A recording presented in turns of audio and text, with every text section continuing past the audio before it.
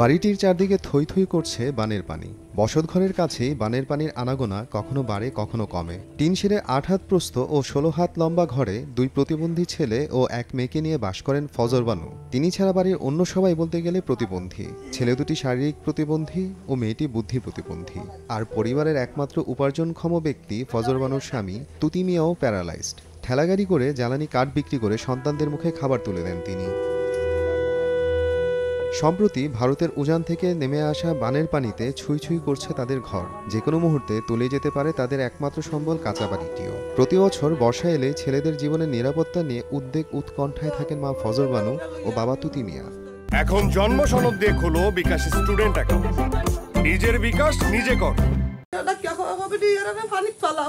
আমি কেন পানি চলাইতাম? ইটা থাকলে আমার লাভ আছে, কত লাভ আমার, আমি না জানবো। আমি কিতা কইরা ইটার ভালো নাম তোরা কোন আর পালতে পারবি নি আমার তো গুয়েনা দে রাই গুয়েনা দে টাউন তো নি এক ফুট লাগু ছটায় দিছে মলিক ফুট তো নি ওইটার লইয়া খাইছি রাঁচি যাওয়া গো বই না খাইতাম মারি না কোন তারা যায় না ভিতরে দি বিরো লাগে থাকে সেই বিটে গালে তুই খাস না কেন বিটে খাস না খাইমি না ঘুমাই তারাও খায় না আমার দেখা দেখি তারাও খায় না ভানি আই হাতার ছিল না কোন তারা মরবো হইয়া ওই অবস্থা চলি। আমরা পানির সময় গেছিলাম ও বাড়ি কেমনে গেছো?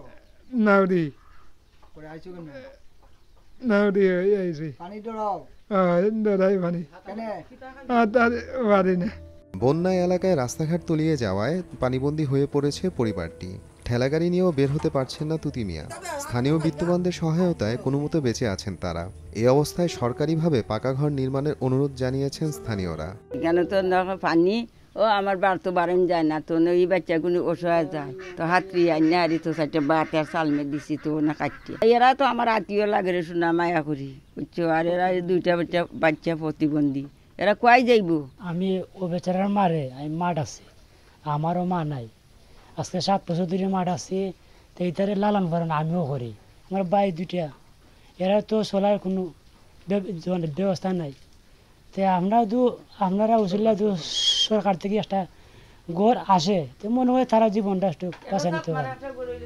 দুই ভাইয়ের পাওয়া সামান্য সরকারি প্রতিবন্ধী ভাতা আর তুতি মিয়ার জ্বালানি কাঠ বিক্রি করে উপার্জিত টাকা দিয়ে চলে 6 সদস্যের এই পরিবারটি। তবে বন্যার কারণে গত 1 সপ্তাহ ধরে আয় রোজগার একদম বন্ধ।